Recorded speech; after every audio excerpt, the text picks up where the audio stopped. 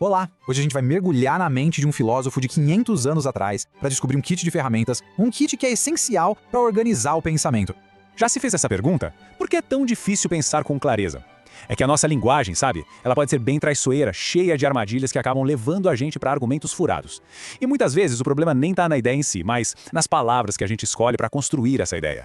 E aí que entra o nosso guia de hoje, Pedro da Fonseca. Pense nele não só como um filósofo, mas como um verdadeiro arquiteto da linguagem. Ele desenhou as plantas, os projetos mesmo, para a gente conseguir construir argumentos que param de pé, que são sólidos, que são claros. Então, bora mergulhar nisso. A primeira ferramenta desse nosso kit, olha, ela tá com um problema que parece bobo, mas é a base de tudo. Como é que a gente define uma coisa por aquilo que ela não é? O Fonseca chega com esse conceito de nome negativo. Hoje em dia parece óbvio, né? Um não-homem, um cego.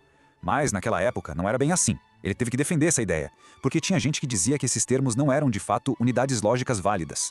E aqui está o puro do gato do argumento dele. O Fonseca dizia o seguinte: a nossa mente não processa não e depois homem em duas etapas. Não. Ela pega a ideia de não-homem como uma coisa só, um pacote completo. É a mesma lógica da palavra pai. Para a gente entender o que é um pai, a gente precisa da ideia de um filho, certo? Mas isso não faz da palavra pai uma frase complexa. É um conceito único. Quer um exemplo perfeito? Pensa numa sombra.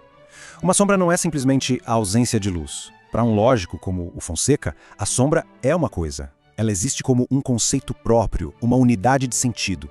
E com essa ideia simples, ele mostra algo poderoso, que a ausência pode ser tão bem definida quanto a presença. Beleza, agora que a gente já entendeu como definir os termos, inclusive os negativos, vamos para a segunda ferramenta do kit. Essa aqui serve para testar se os nossos conceitos podem, de fato, morar na mesma frase, se eles podem coexistir sem dar briga.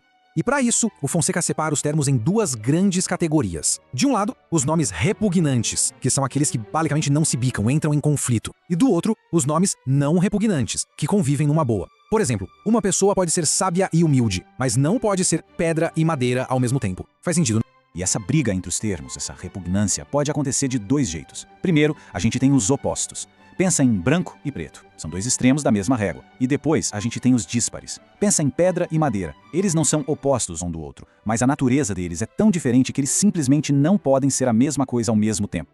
E para deixar tudo ainda mais organizado, o Fonseca pega emprestada a classificação do Aristóteles. Dentro dos opostos existem 4 tipos. Tem os contraditórios, justo e não justo, um anula o outro. Os privativos, vidente e cego, um é a ausência do outro. Os contrários, branco e preto, os extremos que a gente já falou. E os relativos, mestre e discípulo, onde a existência de um depende do outro. Imagina uma vaga de estacionamento. É uma analogia ótima. Não dá para dizer que ela está ocupada e vazia ao mesmo tempo. Isso é uma oposição direta. São opostos. E também não dá para dizer que ela abriga um carro e uma bicicleta, no mesmo exato lugar, ao mesmo tempo. As naturezas são diferentes, são díspares. Em qualquer um desses casos, o argumento não se sustenta. Ok? Agora a gente chega na ferramenta talvez mais sofisticada desse kit. E ela é fundamental para a gente não cair numa armadilha muito comum, a de confundir a realidade com as nossas ideias sobre a realidade. O Fonseca nos apresenta aqui dois conceitos, primeira intenção e segunda intenção. A primeira intenção é quando a gente fala das coisas do mundo real. Por exemplo, Sócrates é um homem. Já a segunda intenção é quando a gente fala sobre as nossas categorias mentais. Por exemplo, homem é uma espécie. Percebe a diferença? Ser uma espécie não é uma característica do Sócrates. É uma caixinha que a gente criou no nosso pensamento para classificar as coisas. Para ficar bem claro, vamos usar uma analogia. Imagina uma paisagem. A primeira intenção é a paisagem em si. As montanhas, as árvores, o rio que estão lá, existindo de verdade. É o mundo objetivo. Agora, a segunda intenção é como se fossem as configurações da câmera de um fotógrafo. O foco, o enquadramento, a abertura, são as ferramentas que a gente usa para pensar sobre aquela paisagem. Essas configurações não são a paisagem, mas são a estrutura lógica que a gente aplica para poder entender e falar sobre ela. Então, vamos amarrar tudo isso. O que a gente fez aqui foi montar um kit de ferramentas mental bem poderoso, tudo isso cortesia do Pedro da Fonseca. No fim das contas, são 3 ferramentas. 3. E elas são completamente atemporais. Princípios que parecem simples, mas que são de uma eficácia absurda. Tanto para construir argumentos sólidos, quanto para identificar as falhas nos argumentos dos outros. Então, recapitulando o que tem na nossa caixa de ferramentas. Primeiro, a importância de definir o negativo, tratando uma ausência como um conceito concreto. Segundo, saber identificar contradições, checando se os termos podem de fato estar juntos. E terceiro, ter a clareza sobre o nível da análise, sabendo se a gente está falando do mundo real ou das nossas ideias sobre ele.